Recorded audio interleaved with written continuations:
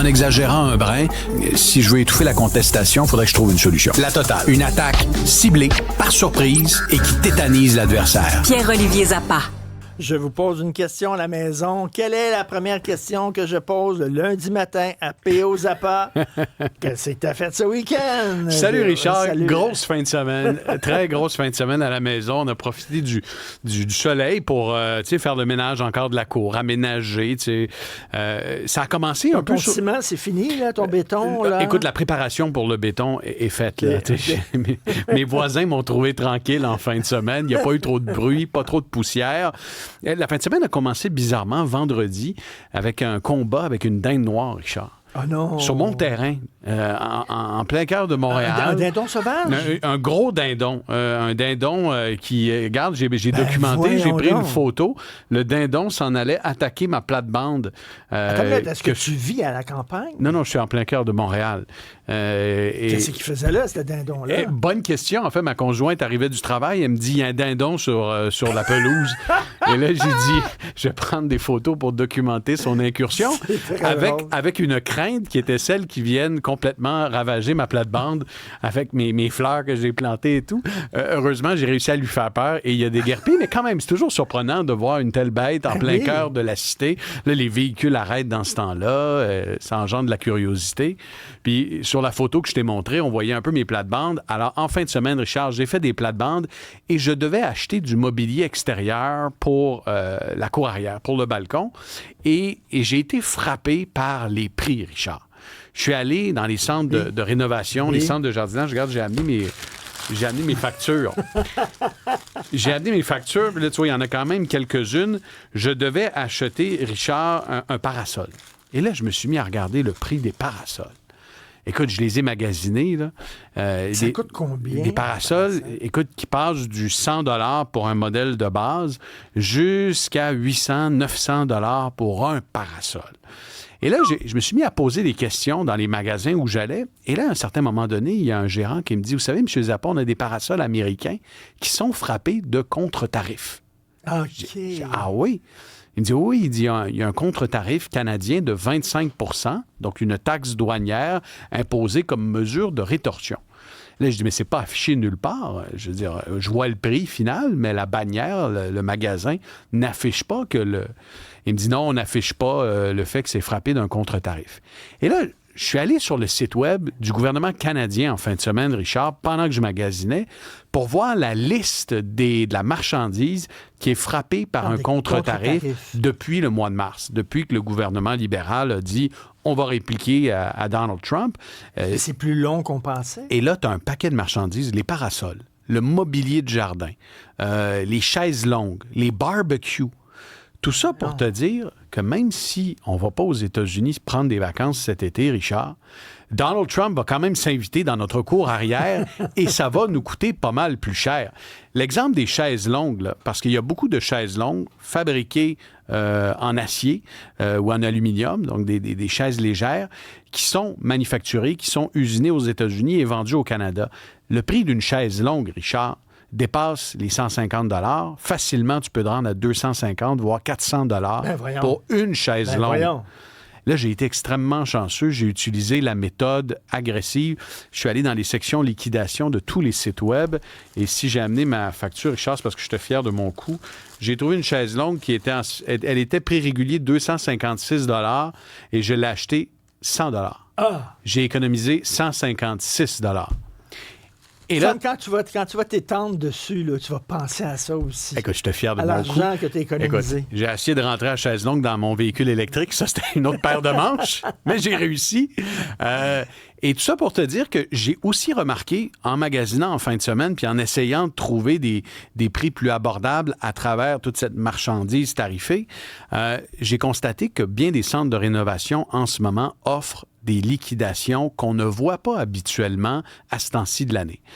À ce temps-ci de l'année, habituellement, les barbecues, la marchandise, tout est à son plein prix. Ben oui. Il n'y a pas de liquidation massive. Tu vois ça l'automne? Or, rendez-vous chez Rona, rendez-vous chez Canadian Tire en ce moment, et il y a un volume de marchandises en liquidation rarement vu à une telle époque de l'année. Comment on explique ça? J'explique ça par la frilosité des consommateurs à dépenser à l'heure actuelle, frilosité que m'ont confirmé des vendeurs sur le plancher.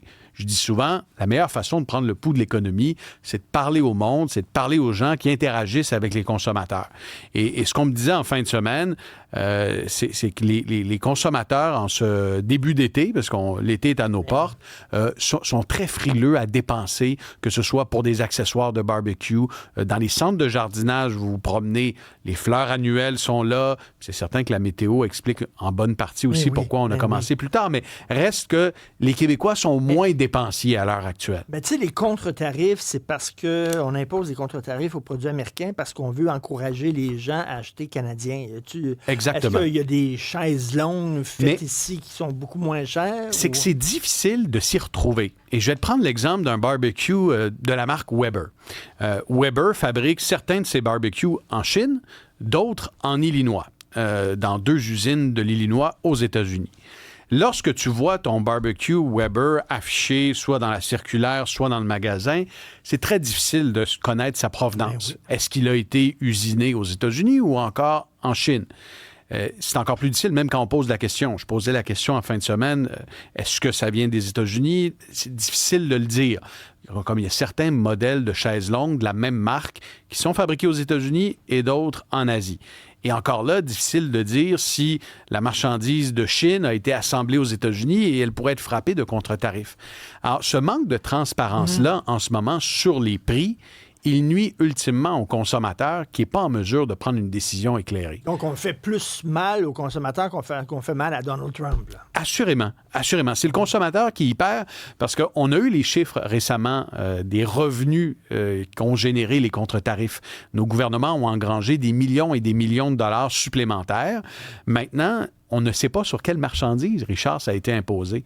Il y a très peu de transparence. À l'épicerie, il y a quelques bannières. Je pense aux bannières de l'Oblat qui affichent avec un T à côté du prix le fait que c'est une marchandise qui a été contre-tarifée, donc sur lequel le gouvernement du Canada a mis une taxe douanière supplémentaire.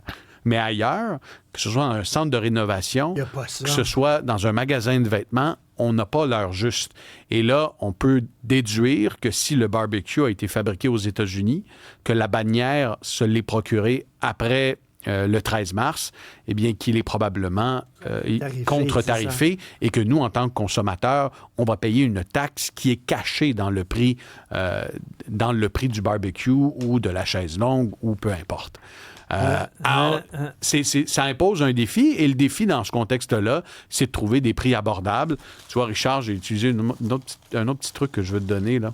Mais je sais maintenant que tu es locataire, là, mais peu importe. J'avais besoin de pierres de rivière pour ma plate-bande. Oui.